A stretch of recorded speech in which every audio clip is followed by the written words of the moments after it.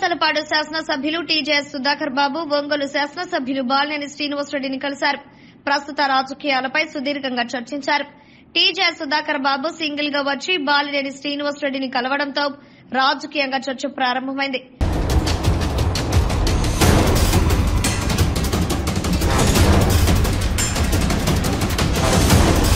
ఇప్పటికీ సంతనూతలపాడు నియోజకవర్గానికి రాష్ట మంత్రి మెరుగ నాగార్జునను సమన్వయకర్తగా నియమించారు. అప్పటి నుండి ఇప్పటి వరకు మంత్రికి పార్టీ క్యాడర్ అంతగా సహకరించడం లేదు అన్న ప్రచారం విస్తృతంగా జరుగుతుంది. మరోపక్క రాష్ట వ్యాప్తంగా ఎస్సీ రిజర్వర్ నియోజకవర్గాలపై రాష్ట ముఖ్యమంత్రి వైఎస్ జగన్మోహన్ రెడ్డి ప్రత్యేకంగా సర్వే చేపట్టారు. ఈ సర్వేలో ప్రస్తుత సమన్వయకర్తలుగా ఉన్న ఇన్ఛార్జీలకు వ్యతిరేకంగా సర్వేలు వస్తున్నట్లు ప్రచారం ముమ్మరంగా జరుగుతుంది.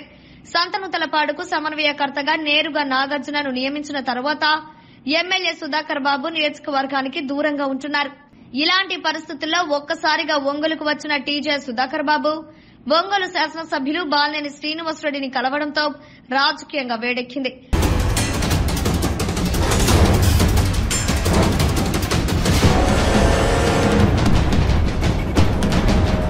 లోపల వారు ఏం మాట్లాడుకున్నారు అనే విషయాలపై విస్తృతంగా చర్చ జరుగుతుంది. ఒకవేళ మార్పులు చేర్పులు ఉంటే అన్న చర్చ కూడా సాగుతుంది. I9 మీడియా ప్రతినిధి టీజేఎస్ సుధాకర్ బాబును కలిశారు.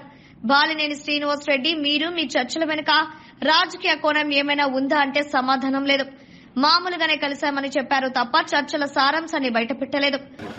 మా నాయకుడు బాలినేని శ్రీనివాసరెడ్డి గారు వారిని కలిశాను.